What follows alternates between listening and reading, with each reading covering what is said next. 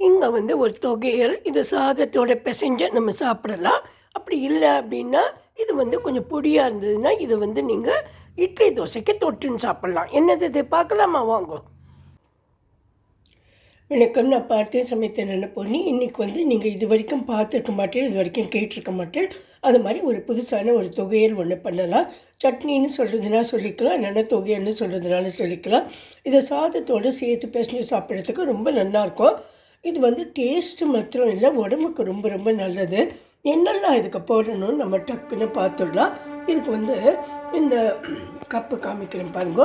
இதோ இந்த கப்பால் ஒரு அரை கப்பு, 3/4 கப்பு இருக்கும், சாரி, ஒரு 3/4 கப்பு இந்த பச்சை பயிறு.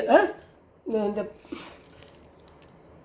நம்ம வந்து இந்த பெசரட்டுக்கெல்லாம் போடுவோம் இல்லையா, அந்த பருப்பு. அப்புறம் வந்து உங்களுக்கு தேவையான அளவு மிளகா வத்தல், சேப்பு மிளகா. அப்புறம் 2 டேபிள் ஸ்பூன் வந்து தனியா. இதே கப்பால் ஒரு அரை கப்பு வந்து கடலைப்பருப்பு, ஒரு 2 டேபிள் ஸ்பூன் இருக்கும், இது 1/4 கப்பு இருக்கும் உளுத்தம்பருப்பு, 1 டீஸ்பூன் வந்து ஜீரகம். இதெல்லாம் போட்டு நம்ம நல்லா முதல்ல வறுத்துக்கணும், நல்லா வறுக்கணும். இந்த பச்சை பயிரெல்லாம் நல்லா வறுப்படணும். கொஞ்சம் நல்லெண்ணெயோ தேங்காய் எண்ணெயோ உங்களுக்கு எந்த எண்ணெய் வேணுமோ அதை வந்து 1 டேபிள் ஸ்பூன் விட்டுண்டு வாண்டியில் போட்டுட்டு இது எல்லாத்தையும் நல்லா வறுத்துக்கலாம். அதுக்கப்புறம் இங்கே தேங்காய் வச்சுருக்கேன், நான் எடுத்திருக்கேன் இல்லையா இந்த கப்பால் 1 கப்பு தேங்காய். அதுக்கப்புறம் இதுக்கு கொஞ்சம் புளி போடணும், ஒரு சின்ன எலுமிச்சம்பழம் அளவு புளி இங்கே புளி வச்சுருக்கேன். அப்புறம் கருவேப்பிலை கொஞ்சம் நிறைய கூட போட்டுக்கலாம், எங்கிட்ட இருந்தது நான் போட்டு நல்லா அலம்பி தண்ணியிலையும் வச்சுருக்கேன். அதுக்கப்புறம் தேவையான அளவு உப்பு, பெருங்காயம், இதெல்லாமே நம்ம சேர்த்து அரைச்சிக்கலாம். நான் அரைச்சி காமிக்கிறேன். ரொம்ப ரொம்ப டேஸ்டியாக இருக்கும், ரொம்ப ஹெல்தி கூட. இப்போ தனித்தனியாக ஒவ்வொன்றா வறுத்துக்கலாம். இந்த தேவையான பொருட்களில் கொஞ்சம் கடுகு கூட நம்ம எடுத்து வச்சுக்கணும், 1 டீஸ்பூன் இருக்கும். இது எங்கிட்ட எல்லோ கடுகு கலரில் இருந்தது, அதை நான் எடுத்து வச்சுக்கிறேன். இதுதான் எடுத்து வச்சுக்கணும்னு இல்லை, எங்கிட்ட இருந்ததுனால எடுத்து வச்சுருக்கேன். நம்ம சாதாரண கடுகு எடுத்துக்கலாம். அப்புறம் கொஞ்சம் மெந்தியம். இந்த மெந்தியம் கொஞ்சமாக போட்டால் போதும், ஒரு வாசனைக்கு நல்ல வாசனையாக இருக்கும். இதையும் வறுத்து நம்ம அரைச்சி போடும்போது. அதனால் முதல்ல நம்ம இந்த மெந்தியத்தையும் இந்த கடுகையும் வறுத்துக்கலாம். அதுக்கப்புறம் இந்த பச்சை பயிரையும் வறுத்துக்கலாம். நான் வந்து வாண்டியில் 1 டேபிள் ஸ்பூன் நல்லெண்ணெயை விட்டுருக்கேன். இப்போ ஒவ்வொன்றா நான் வறுத்துக்கிறேன். இப்போ எண்ணெய் நல்லா காஞ்செடுத்து நம்ம முதல்ல வந்து கடுகை போட்டுடலாம். அது நல்லா வெடித்ததுக்கு அப்புறமா நம்ம கொஞ்சம் இந்த மெந்தியத்தையும் போட்டுக்கலாம். இப்போ நான் அதை கடுகு எடுத்து வச்சுட்டேன். இப்போ மெந்தியத்தையும் ஜீரகத்தையும் போட்டிருக்கேன். இதையும் கொஞ்சம் நல்லா செவந்ததுக்கப்புறம் நம்ம எடுத்துடலாம். எடுத்துட்டு பச்சை பயிரை வந்து போட்டுக்கலாம் அடுத்ததாக. இப்போ நம்ம போட்ட ஜீரகமும் இந்த மெந்தியமும் கூட நல்லா பொரிஞ்செடுத்து இதை எடுத்துடலாம்.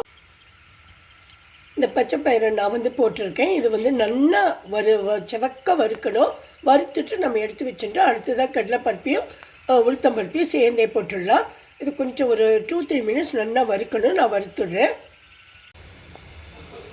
இந்த அளவு வந்து இது வறுந்து வரணும் நம்மளுக்கு. இப்போ நான் இதை எடுத்துடுறேன். இது 2த்தையும் போட்டிருக்கேன். இதுவும் வறுந்து கடிக்கட்டும் நம்மளுக்கு. இந்த கடலைப்பருப்பு உளுத்தம்பருப்பு நல்லா வறுந்துட்டு இதையும் எடுத்துட்டு கடைசியாக நம்ம மிளகா வத்தலையும் தனியாவையும் சேர்ந்தே போட்டுக்கலாம். அதையும் வறுத்து எடுத்துடலாம். அப்புறமா புளியை வந்து கேஸை ஆஃப் பண்ணிவிட்டு அந்த சூடுலேயே அதை கொஞ்சம் நம்ம இது மாதிரி வதக்கி எடுத்துக்கலாம்.